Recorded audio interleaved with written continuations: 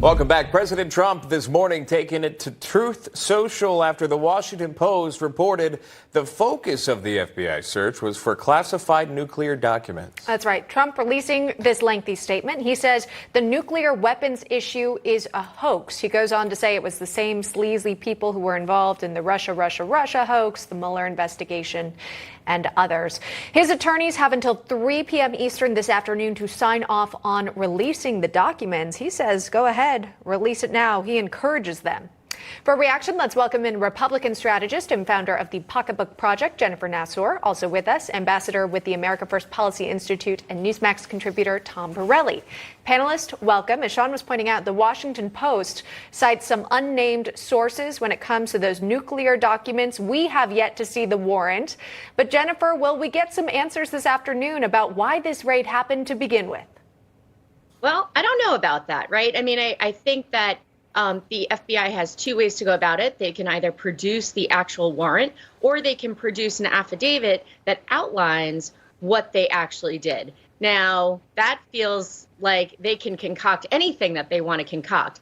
And I'll say that this is an untethered federal agency that has way too broad powers. And back in May, almost 50% of people did not trust the FBI. So I think that from May to now, we definitely have some questions. I'm interested to see what comes out this afternoon. Yeah, let's go to that if we can, control room, to that poll. This is something I've cited throughout this broadcast of the mistrust with the FBI, with the Department of Justice, and as relates to those FISA warrants, the Steele dossier, the Russia collusion, if you've been following along for the past several years here. And that's from Tip Insights there. So to source it, the public distrust of the DOJ overall, again, the majority, even farther in it, were obviously there Republicans, but not too far off there, Democrats there at 41%. But again, back to the overall, there's a majority that don't trust the DOJ. And then you have the AG finally stepping up, addressing the public there, Tom. Did he say enough in terms of the American public? There's clearly still a lot of unanswered questions right now. Well, Sean, with respect to the polls, it shows that the American people are actually smart and paying attention because they do not trust the Department of Justice or the FBI because they've been watching the way these institutions have been operating over the last decade or so, really, when you really go back and some of the incompetence, the big things they've missed.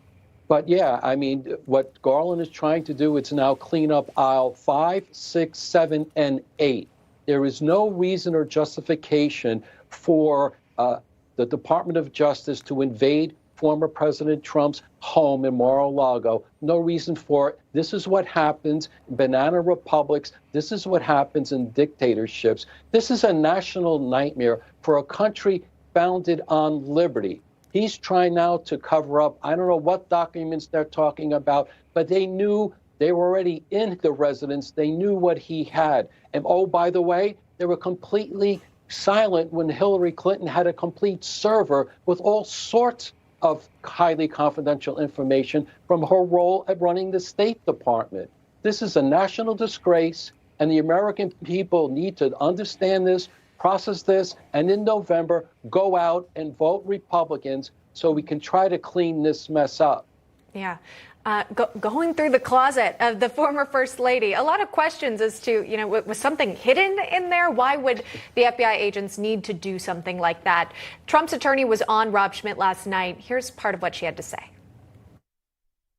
It's all optics. It's all because he's leading in the polls. It's because we have an election coming up in November. Mm-hmm. This is calculated, and it was 2 days before our deposition, as you know. And Trump had claimed that there was some sort of communication going on. There was cooperation, according to the former president, about handing back over these archives, these documents here. Jennifer, what do you make of Trump's attorney there? Is this political? Oh, I mean, could it have come at a worse time? It's right before the midterms. I think that the Democrats think that if they take down President Trump, that it is going to hurt Republicans in the midterms. But here's what they fail to even see is, number one, this is a political ploy that is backfiring. Number two, they cannot get away from the fact that the economy is in the tank. If inflation is continuously rising, people are not happy in their home lives because the inflation outweighs the wages that they're making. And so they can keep doing this, but it's just going to backfire. It's going to make the independents and the folks that like the policies of President Trump but didn't like Trump as a person decide to go out and vote for Republicans in the midterms. Right, unless, right, just to keep things factual, if there's a crime that is found, or if the DOJ claims there's a crime that is found, if there's a violation of the Presidential Records Act, then at what point, where does that go? Where does that leave Republicans there? There's still a lot to answer. Jennifer Nasser, Tom Borelli joining us. Thank you very much. A new hour of National Report will start right after this.